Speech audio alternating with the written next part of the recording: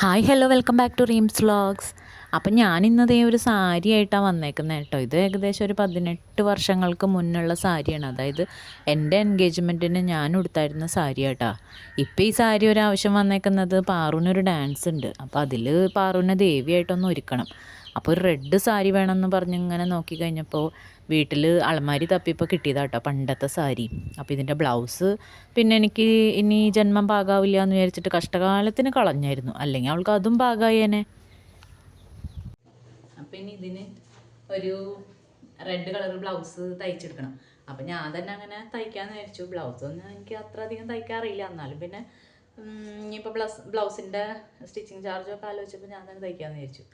അപ്പോൾ അത് ഏകദേശം ഒരു മാച്ചിങ് ആയിട്ടുള്ളൊരു കളറ് കിട്ടിയിട്ടുണ്ട്. അപ്പോൾ ഞാനിത് വരച്ചൊക്കെ വെച്ചിട്ടുണ്ട്. അപ്പോൾ ഇന്ന് ജസ്റ്റ് സ്റ്റിച്ച് ചെയ്തെടുക്കണം. അപ്പോൾ നാളെ തന്നെയാണ് പരിപാടി. അപ്പോൾ നാളെ അവൾക്കാണെങ്കിൽ വൈകുന്നേരം വരെ ക്ലാസ് ഉണ്ട്.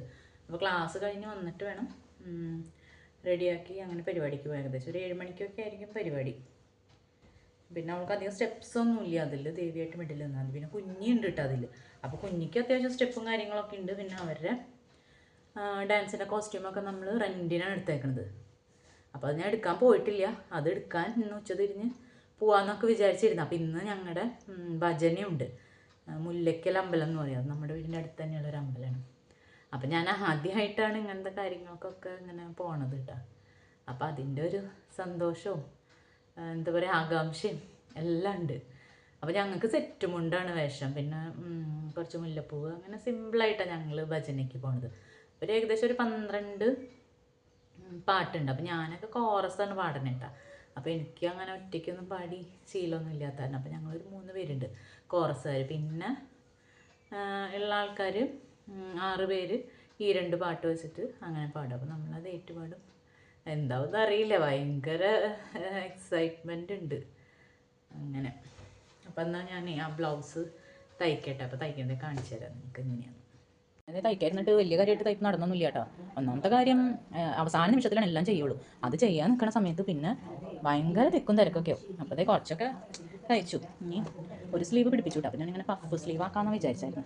അപ്പോൾ ഒരു ചെറിയൊരു പഫ് ആക്കിയിട്ടുണ്ട് കണ്ടോ അങ്ങനെ. പിന്നെ ലൈനിങ് ഒന്നും വെച്ചില്ല കേട്ടോ.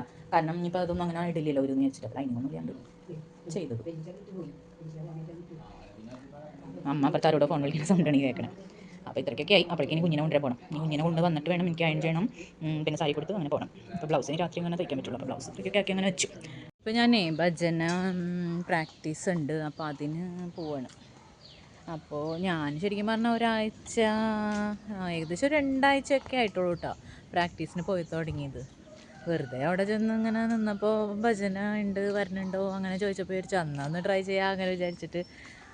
കുഴപ്പമില്ല. അപ്പോൾ ഒന്ന് പ്രാക്ടീസിന് പോവുകയാണ്. അതെങ്ങനെയാ വെച്ചാൽ ഈ ഗണപതിയെ ഗജമുഖനെയുള്ള അതില് ആദ്യം അത് 2 പ്രാവശ്യം പാടും. അതില്ല ഓർഡർ മാറ്റി. ഞാൻ എഴുതിയെടുത്ത ഓർഡർ അല്ല ഇപ്പൊ പാടുന്ന ആദ്യത്തെ ഗണപതി. പിന്നെ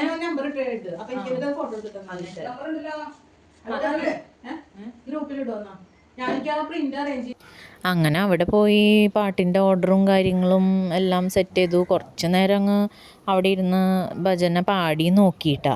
ഇനി തെറ്റിപ്പോവരുതല്ലോ എന്ന് വിചാരിച്ചിട്ട് പിന്നെ അവിടെ നിന്ന് ഓടി വന്ന് വേഗം അയൺ ചെയ്യാൻ നിന്നു. പിന്നെ അതങ്ങനെ വേഗം അയൺ ചെയ്ത് എടുത്തു കേട്ടോ. സാരി പ്രീപ്ലേറ്റ് ചെയ്യില്ല. അപ്പോൾ ഞാൻ ഇടയ്ക്ക് പ്രീപ്ലേറ്റിംഗ് ഒക്കെ ചെയ്തു കൊടുക്കാറുണ്ട്. അപ്പോൾ അതുപോലെ സെറ്റും കൊണ്ട് പ്രീപ്ലേറ്റ് ചെയ്തു. അപ്പോൾ ഇത്തിരി വൃത്തിയിലിരിക്കുന്നത്. പിന്നെ ഇതും അതേപോലെ തന്നെ അയൺ ചെയ്ത് പ്രീപ്ലേറ്റ്. അപ്പോൾ ഇതാണ് ഞാൻ കൊടുക്കണ സെറ്റും കൊണ്ട് കേട്ടോ. ഓക്കെ. അപ്പോൾ ഞാൻ റെഡി ആയിട്ടാ. നമ്മളൊരു 6 മണി ആകുമ്പോഴത്തേക്കിനും ഇറങ്ങാമെന്ന് വിചാരിച്ചിട്ടാണ് നിൽക്കണേ. അപ്പോൾ പിന്നെ അവിടെ അടുത്തൊരു ശിവൻ്റെ അമ്പലമുണ്ട്. അപ്പോൾ ആ അമ്പലത്തിലും കൂടി പോയി തൊഴുതിട്ടാണ് നമ്മൾ മുല്ലയ്ക്കൽ അമ്പലത്തിൽ പോയിട്ട് ഭജന പാടണം. അപ്പോൾ ഇനിയൊരു മൈക്കൊക്കെ കിട്ടിയാൽ മതി, ഞങ്ങൾ തകർക്കും. അങ്ങനെ കൃത്യം 6 മണിയായപ്പോൾ എന്നെ ഓട്ടോ പറഞ്ഞേക്കണം. കാരണം 6 മണിക്ക് വിളക്കൊക്കെ വേഗം കത്തിച്ച് ഞാൻ ഇറങ്ങിയിട്ടാണ്. അപ്പോൾ പാറും കുഞ്ഞ് എൻ്റെ കൂടെ വരണില്ല. അവർക്ക് നാളെ ഡാൻസ് ഉള്ളതുകൊണ്ട് ഇന്ന് ഫൈനൽ റിഹേഴ്സലായി തന്നെ അവരില്ല എന്ന് പറഞ്ഞു. അപ്പം ഞാൻ എൻ്റെ ജീവിതത്തിൽ ആദ്യമായിട്ടാണ് ഒരു പാട്ട് പാടാൻ അല്ലെങ്കിൽ ഒരു കോറസ് പാടാനായിട്ട് ഒരു സ്റ്റേജിൽ കയറാൻ പോകണേട്ടാ. അത് കഴിഞ്ഞ് അവിടെ എല്ലാവരും കൂടി നിൽക്കാമെന്ന് പറഞ്ഞൊരു വീട്ടിലെത്തി കഴിഞ്ഞപ്പോൾ അവിടെ കുറേ മുല്ലപ്പൂവൊക്കെ കൊണ്ടുവച്ചിട്ടുണ്ടായി. അപ്പോൾ അതൊക്കെ വെട്ടി പങ്കൊക്കെ വെച്ച് കഴിഞ്ഞു. പിന്നെ എനിക്കുള്ള ഒരു പീസ് ഞാൻ തലയിൽ വെച്ചു. അപ്പോൾ പിന്നെയാണ് എനിക്ക് അബദ്ധം മനസ്സിലായി, എല്ലാവരും ഫ്രണ്ടിലേക്ക് ഒരു പീസ് ഇട്ടിട്ടുണ്ടായിരുന്നു. അപ്പോൾ എനിക്ക് പിന്നെ അത് വലിയ ഇഷ്ടമില്ല. പിന്നെ അങ്ങനെ ഞാൻ ചിന്തിച്ചിട്ടുണ്ടായില്ല. അപ്പോൾ ഞാൻ എനിക്കിഷ്ടമുള്ള പോലെ അങ്ങ് എടുത്ത് വെച്ചു.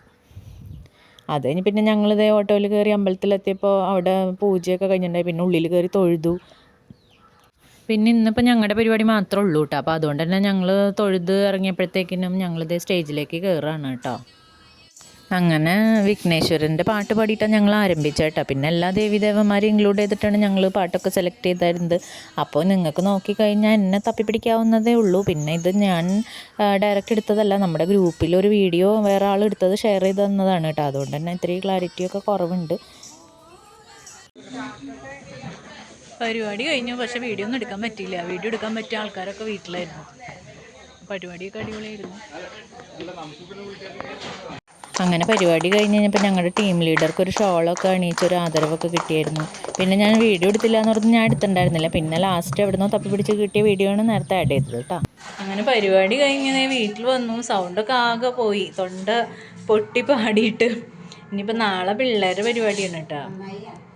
ഇത് പാറുവിന് നാളെ ഇടാനുള്ള ചെലങ്കാട്ടോ. അപ്പോൾ പാറു കുറേ നാൾ ഡാൻസൊക്കെ പഠിച്ചെങ്കിലും അരങ്ങേറ്റമൊന്നും ചെയ്യാനായിട്ട് പറ്റിയിട്ടുണ്ടായിരുന്നില്ല.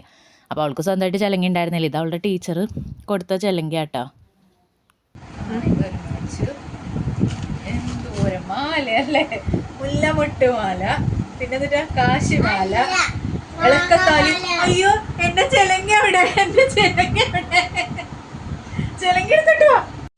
ആ കുഞ്ഞിയുടെ മൈലാഞ്ചിടൽ പരിപാടിയാണ് ഇവിടെ നടക്കണല്ലേ.